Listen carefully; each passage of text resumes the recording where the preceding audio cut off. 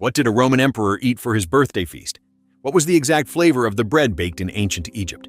For centuries, history told us about kings and battles, but the taste of the past was a silent mystery, lost to time, until now.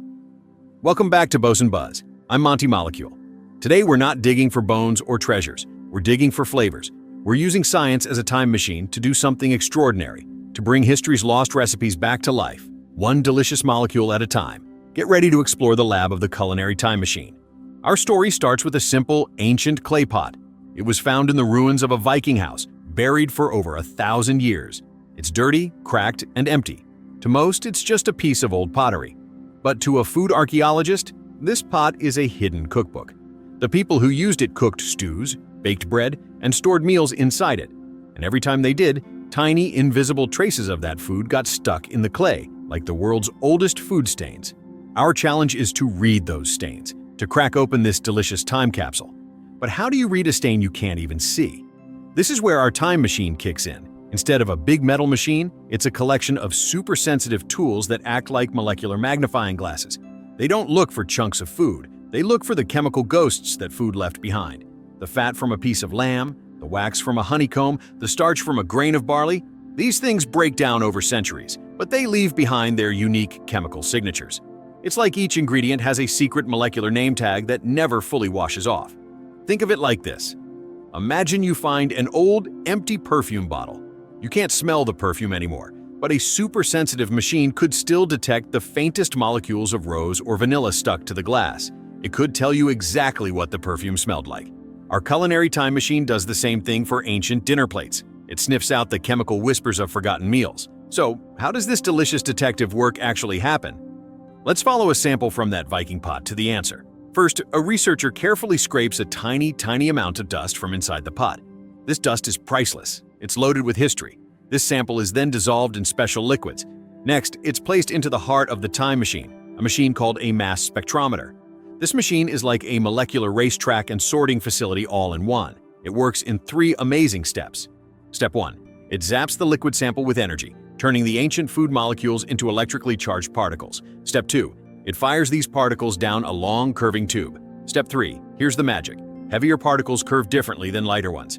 By the end of the tube, the machine has sorted every single particle by its weight and type. The result is a graph, a spiky mountain range on a screen. Each peak in the mountains represents a different molecule. One peak might be for animal fat.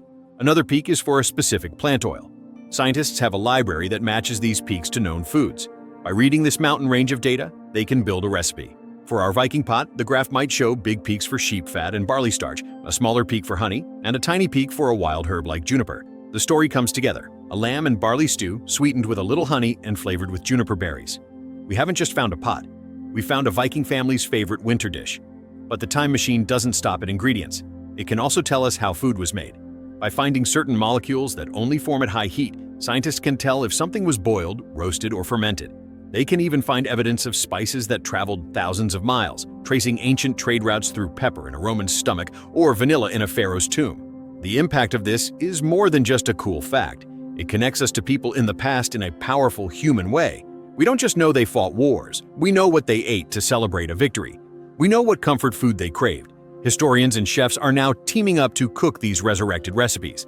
They source the same kinds of grains, raise the same breeds of animals, and follow the cooking methods the science suggests. The goal isn't to be perfectly accurate, it's to take a flavorful bite of history.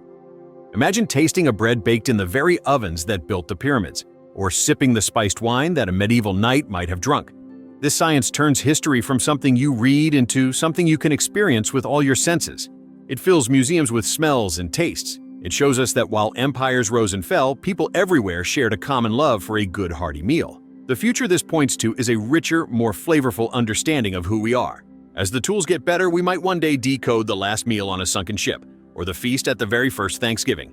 Every dirty dish in an archaeological dig becomes a page in the world's oldest cookbook, waiting to be read. So, the next time you sit down to a meal, think about the incredible journey of flavor. From a crackling fire in a Viking longhouse to a particle racing through a modern machine, the story of what we eat is the story of us.